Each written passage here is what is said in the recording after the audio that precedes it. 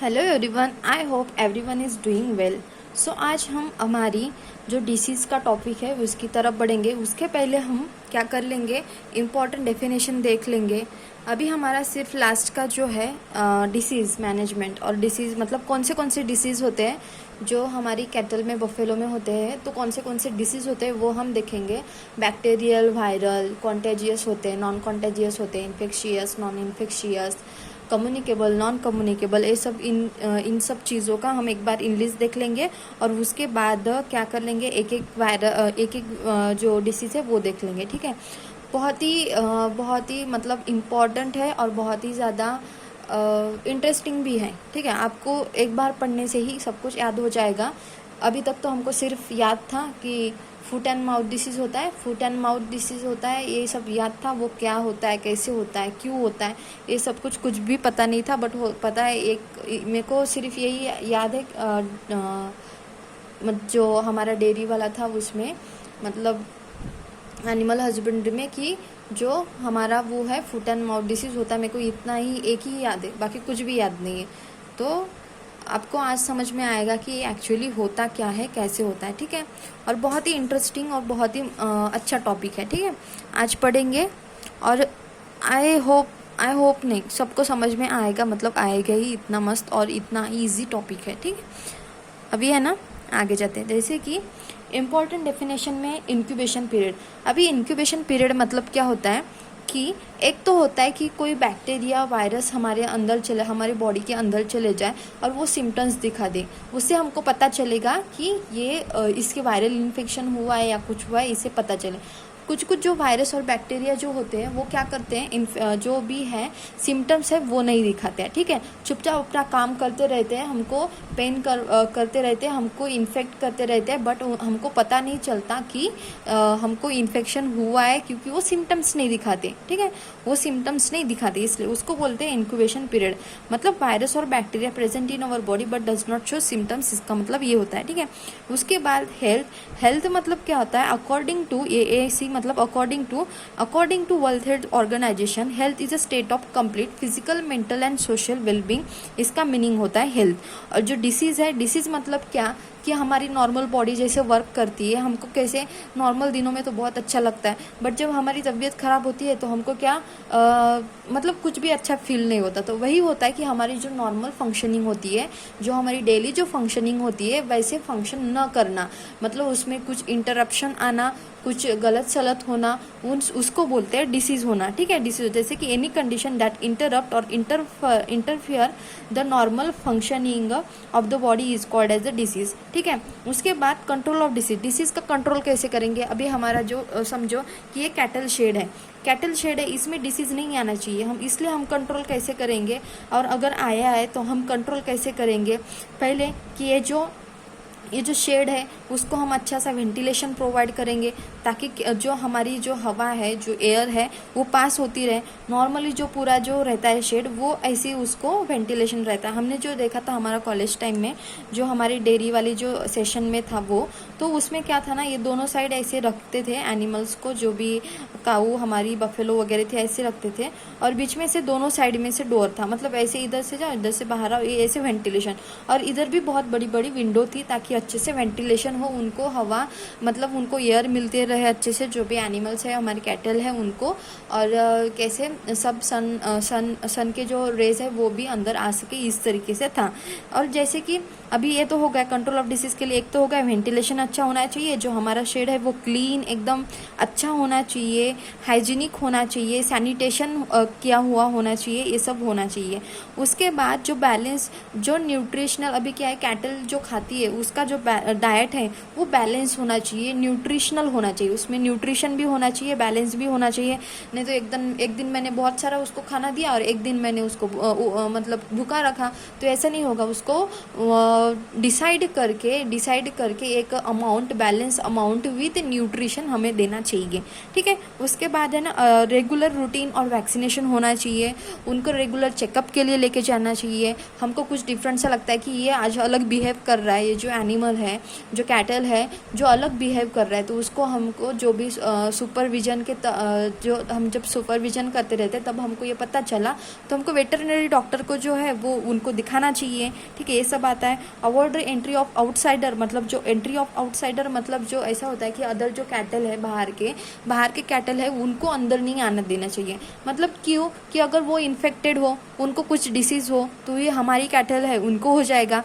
इसलिए क्या होता है ना, जब हम हमारा जो शेड रहता है उसमें अगर हमने कुछ, अभी बहुत सारे हमारे पास जो कैटल है वो है, बट मैंने क्या कर लिया, एक नया ले लिया है, तो उसको हम क्या करते हैं, पहले जो क्या बोलते थे उसको, हम क्वारंटाइन करते थे कम से कम उसको कितने दिन के लिए, 30 से 40, कम से कम minimum according to NABARD minimum 30 से 40 दिन के लिए हम उसको क्या करते थे, उसको क्वारंटाइन करते थे। और वो कहाँ पे करते थे, जैसे देखो कि यहाँ पे जो शेड है, ये शेड की एंट्री यहाँ से हो रही है, तो उसको पहले शेड में ही उसको क्वारंटाइन करते थे, ताकि इधर जब जाएगा तो वो अच्छा हेल्दी होके जाए, और अगर वो इन्फेक्टेड है तो हमको पता चले कि इन्फेक्टेड है और इसको कौन सा डिसीज़ हुआ है, ये भी हमको पता चले, और उसकी कुछ जो पिछली अगर डिसीज़ है तो वो हिस्ट्री भी पता चले, और हम उन पर अच्छे से इलाज कर सके, इसलिए हम उसको क्वारंटाइन करते हैं। उसके बाद जो डिसीज़ में है ना, दो टाइप के डिसीज़ आएंगे, जैसे कि कम्युनिकेबल डिसीज़ और नॉन कम्युनिकेबल डिसीज़।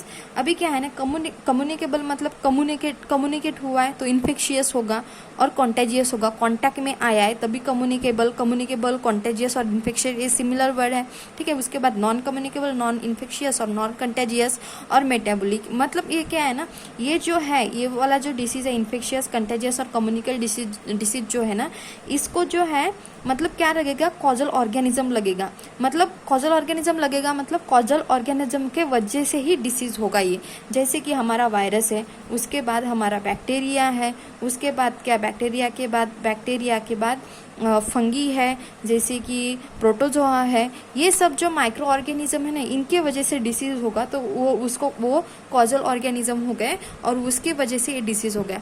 अभी non communicable, non infectious, non contagious और मेटाबॉलिक डिसीज़ मतलब कैसे है कि हमारी जो डाइटरी सिस्टम है, जो कैटल की डाइटरी सिस्टम है, उसकी वजह से उसको मतलब कुछ गड़बड़ हो गई है वो, या कुछ कम पड़ गया उसमें, जैसे कैल्शियम कम पड़ गया, ज़्यादा हो गया, कुछ ऐसे इन चीज़ों की, जैसे कि कभी मूड स्विंग्स होना, ऐसे इन चीज़ों की वजह से, कभी बहुत ज़्यादा खाने की वजह से और वो एक्स्ट्रा ईटिंग की वजह से उनको कुछ होना, ये सब चीज़ें जो है वो non communicable, non infectious, non contagious और मेटाबॉलिक वाले पार्ट में आती है। ठीक है, इसमें क्या होता है ना, ये तो हो गया बैक्टीरियल, वायरल, फंगल और पैरासिटिक डिसीज़, मतलब इनका कॉजल ऑर्गेनिज्म, ये सब माइक्रो ऑर्गेनिज्म रहेंगे। ठीक है, इसके बाद हम आगे जाएंगे, जैसे कि डिसीज़ है, कम्युनिकेबल है, नॉन कम्युनिकेबल है, इनका और नाम क्या है, इन्फेक्शियस और कंटेजियस, नॉन इन्फेक्शियस और नॉन कंटेजियस। ठीक है, ये सब।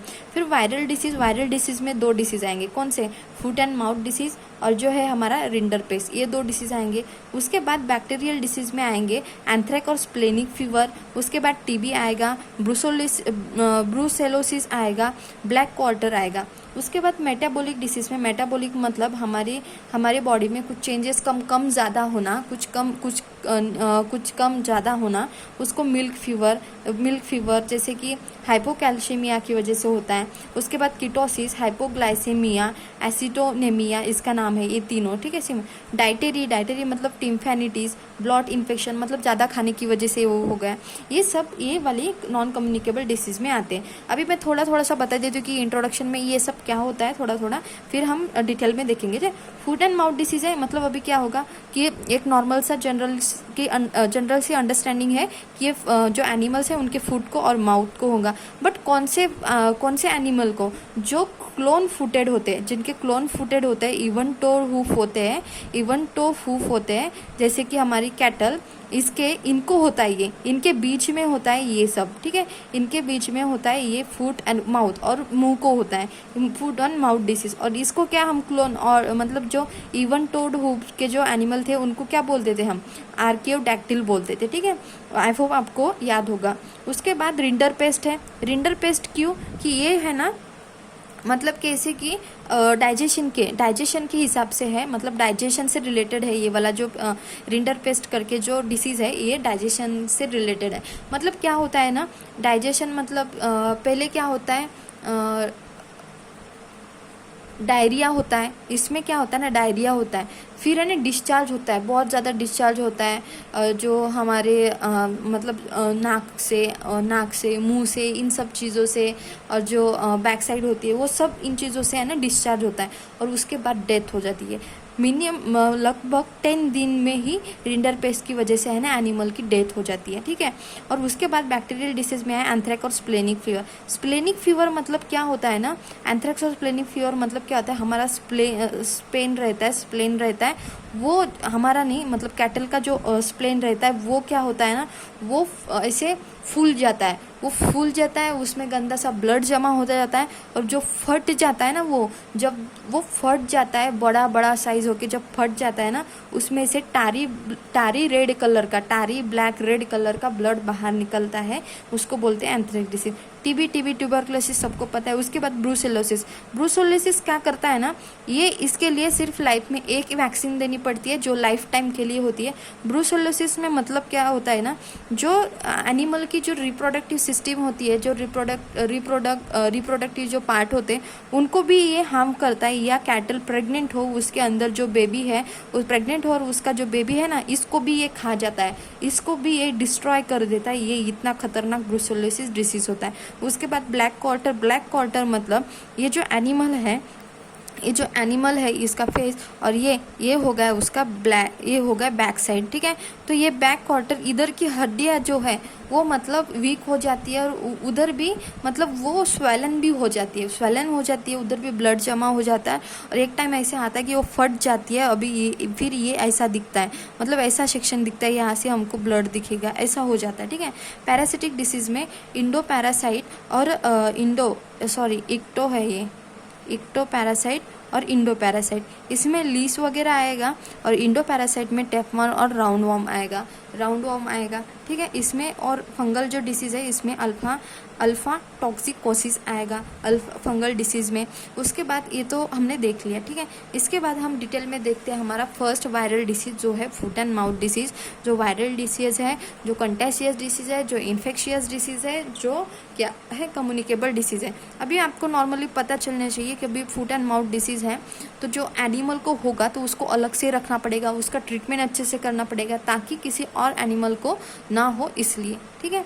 जो फुट एंड माउथ डिसीज है इसमें ये पेरिसियोडेक्टिल एनिमल को नहीं होता है, जो क्लोन हूफ फीट वाले जो होते हैं उनको होता है। आर्टियोडेक्टिल एनिमल को होता है फुट एंड माउथ डिसीज, ठीक है। इसमें फैमिली क्या है, पायकोर्ना विरिडी। अभी कैसे रखना है, याद कैसे रखना है, देखो मराठी में है ना पैर को पाय बोलते हैं, पाय बोलते हैं पैर को मराठी में, ठीक है। अभी आपको कैसे करना है, फुट मतलब भी पैर होता है, फुट मतलब भी पैर होता है, और मराठी में देखो तो पाय होता है, फुट मतलब, तो ये रखना है पाय। और कोरोना तो हमको याद है, कोरोना पाय कोरोना विरिडी, इतना आपको याद रखना है। ये लॉजिक सिर्फ याद रखने से मतलब है, हम कैसे लॉजिक लगा रहे हैं इससे कुछ भी मतलब नहीं है, ना हंसने जैसी बात है, सिर्फ हमको याद रहे इतना ही मतलब है, ताकि आए तो हमको क्लिक हो। और जो ऐसी चीज़ें करके हम याद रखते हैं ना, ये फट से याद हो ही जाता है, ये बिल्कुल भी वेस्ट नहीं जाता है, हमको बराबर याद आता ही है, ठीक है। उसके बाद जीनस जो है ये एप्टोवायरस जीनस है, और ये स्मॉलेस्ट वायरस इन एनिमल है, एंड स्मॉलेस्ट एनिमल वायरस है ये जो है एप्टोवायरस, ये आपको याद रखना है, बहुत इंपॉर्टेंट। उसके बाद ये ट्रांसमिशन कैसे होगा, डायरेक्ट मेथड से होगा या through water, manure, pasture, cattle attendant से होगा। मतलब कैसे, अगर यहाँ पे ये जो शेड है और यहाँ पे ये पूरे ऐसे जो यहाँ पे ऐसे काऊ जो है, ठीक है, काऊ या बैल, ये जो है यहाँ पे है, फिर है ना ये इन्फेक्टेड है, या तो ये इसके पास जाएगी, या और जब ये बाहर घूमने मतलब जो जो चारा वगैरह वो खाने जाएंगे, या वहाँ से इधर उधर होंगे, डायरेक्ट ये बाजू वाली को इन्फेक्शन होगा। नहीं तो क्या होगा कि जो जैसे कि इसने पानी पिया, ये जो इन्फेक्टेड है ये वाले, इसने जो पानी पिया ये इसी ने इधर जाके पानी पिया, या तो इसने जो चारा खाया वही इसने इधर जाके चारा खाया, या जो कैटल का जो अटेंडेंट होता है इसने क्या किया, इसका भी मिल्क निकाला और फिर इसके हाथ लेके इसको लगाया, फिर इसके हाथ लेके इसको लगाया, ऐसे स्प्रेड किया, ये सब चीज़ें होती है। ये तो इधर दिख ही नहीं रहा, मैंने आपको इतना सारा समझाया, अरे यार अभी फिर से बताती हूँ, ठीक है। अभी ये जो शेड है मैंने क्या करा था, 1 मिनट में फिर से करती हूँ। इरेजर कहाँ गया मेरा,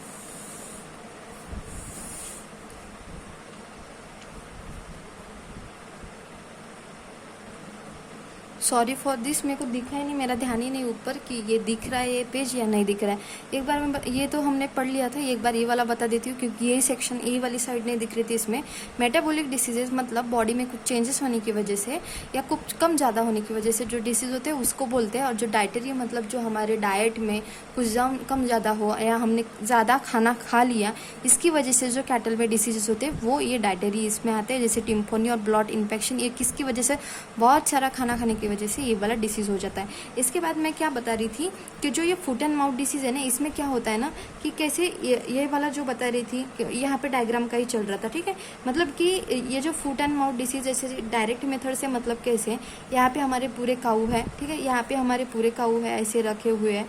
और जो इसको अगर डिसीज़ हो गया है, ये लोग बाहर जाएंगे या आसपास जाएंगे, ये उनका खाने का जो एरिया है ये इसका खींचेगी, ये इसका खींचेगी, तो ये फूड से हो सकता है। या तो पानी पीने जाएंगे तब ये भी उधर मुंह डालेगी, ये भी उधर पानी मुंह डालेगी, ये ऐसे होगा, ठीक है, इस तरीके से होगा। या एक दूसरे के पास खड़े रह के एक दूसरे को टच होने से भी हो सकता है, ठीक है। उसके बाद जो अटेंडेंट आता है मिल्क निकालने के लिए, जो अटेंडेंट आता है वो क्या करता है, इसके ये तो इन्फेक्टेड है, ये वाली तो इन्फेक्टेड है, इसका मिल्क निकालने के बाद अपने हाथ पैर कुछ पूछता नहीं है, वैसे हाथ जाके इसको लगाता है, फिर इसको इधर वाली को लगाता है, या ऐसे करके वो फैल जाता है, ठीक है, इस तरीके से वो फैल जाता है। फिर आगे सिम्टम्स देखेंगे हम कि सिम्टम्स क्या क्या होता है, ठीक है, और कब आते हैं। इंक्यूबेशन पीरियड मतलब 2 से 5 दिन के बाद क्या होता है, सिम्टम्स दिखता है। इंक्यूबेशन पीरियड मतलब 2 से 5 दिन तक हमको जो सिम्टम्स है वो दिखते नहीं है। उसके बाद टेम्परेचर कितना रहता है, 40 डिग्री सेल्सियस लगता है। ड्रूलिंग ऑफ सलाया मतलब जो हमारा एनिमल है, जो हमारा ये एनिमल है, ये जो हमारा एनिमल है, इसका जो ये मुंह है उसमें से सलावा मतलब उसकी जो सलावा है वो बहुत सारी अमाउंट में बाहर आती है मुंह से, और उसको भूख भी नहीं लगती है। लॉस ऑफ एपिटाइट, जो vesicles in tongues, gums, interdigital space, order teeth, जो मतलब जैसे कि वेसिकल्स आ जाते हैं उधर, जैसे कि टंग वगैरह में वेसिकल्स आ जाते हैं। उसके बाद रफ कोट, उसके बॉडी का कोट जो है वो रफ हो जाता है। उसके बाद जो मिल्क प्रोडक्शन रिड्यूस हो जाता है, बॉडी वेट भी रिड्यूस हो जाता है। और मायोकार्डिटिस इन यंग वन, मायोकार्डिटिस इन यंग वन मतलब टाइगर हार्ट। और इसको ये जो है हमारा वायरल डिसीज जो है फुट एंड माउथ डिसीज, इसको हम टाइगर हार्ट डिसीज भी बोलते हैं, उसके बाद जो ट्रीटमेंट होगी वो एंटीसेप्टिक होगी, ताकि उसकी जो बॉडी है उसको मतलब डिसइंफेक्ट करने के लिए, और जो उसके जो वुंड है वहाँ पे उसको क्लीन करने के लिए, एंटीबॉडी जो बैक्टीरिया उनको भगाने के लिए, उनको अच्छे से करने के लिए, इसके लिए कंट्रोल मेजर क्या, प्रिवेंशन कैसे होगा, प्रिवेंशन कैसे करना है, हमको क्लीन रखना है, अपना जो शेड है वो क्लीन रखना है, अच्छे से क्लीन, उनका डाइटरी प्लानिंग जो है वो भी अच्छे से करना है, उनको अच्छे से डाइट वगैरह देना है, ये सब चीज़ें करना है। उसके बाद कंट्रोल मेजर्स में क्या आएगा, पॉलीवेलेंट जो है वो देना पड़ेगा, ऑयल एडजुवेंट देना पड़ेगा। उसके बाद IVPM, institute of veterinary preventive measure 20 ml for the calf and 40 ml for adult, ये देना पड़ेगा। उसके बाद वॉइसिस करके 3 ml देना पड़ेगा। ये सब चीज़ें हमको कंट्रोल मेजर में करनी पड़ेगी। आई होप आपको ये वाला डिसीज़ है ये समझ में आया होगा।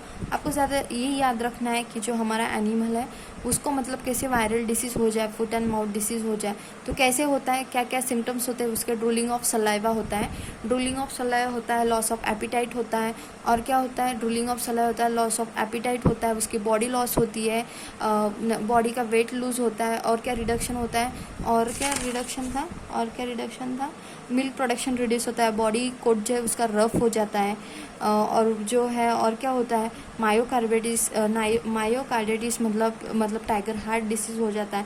लैमनेस मतलब वो है ना ऐसे आवाज़ करती है, सोती है तो उसको बहुत ज़्यादा दर्द होता है तो वो आवाज़ करती है ऐसे सोते टाइम, बहुत दर्द होने की वजह से जो आवाज़ निकलती है उसको लैमनेस बोलते हैं, ठीक है। इस तरीके से हमने हमारा क्या ख़त्म कर लिया आज, फुट एंड जो माउथ डिसीज़ है, हमारा फुट एंड माउथ डिसीज़ है ये वाला ख़त्म हो गया। हम कल देखेंगे रिंडर पेज डिसीज़। उसके पहले मैं कल क्या करूँगी, इसका फुट एंड माउथ डिसीज़ है इसका रिवीजन लूँगी और उसके बाद ये रिंटरपेस्ट हम चालू करेंगे। इसी तरीके से हमारा ये पूरे डिसीज़ होने के बाद हमारा क्या कैटल वाला सेशन ख़त्म हो जाएगा। और उसके बाद हम है ना कुछ थोड़ा सा अलग सा पढ़ेंगे, थोड़ा इम्पोर्टेंट पॉइंट्स है वो पढ़ेंगे और उसके बाद हमारे गोड शिप ये वाली चालू करेंगे। बहुत ही इंटरेस्टिंग टॉपिक है गोड शिप वाला, आपको बहुत मज़ा आएगा पढ़ने के लिए। और इसके बाद है ना मैं और एक एक्टिविटी स्टार्ट करने वाली है और वो भी मैं कितना करूँगी देखती हूँ,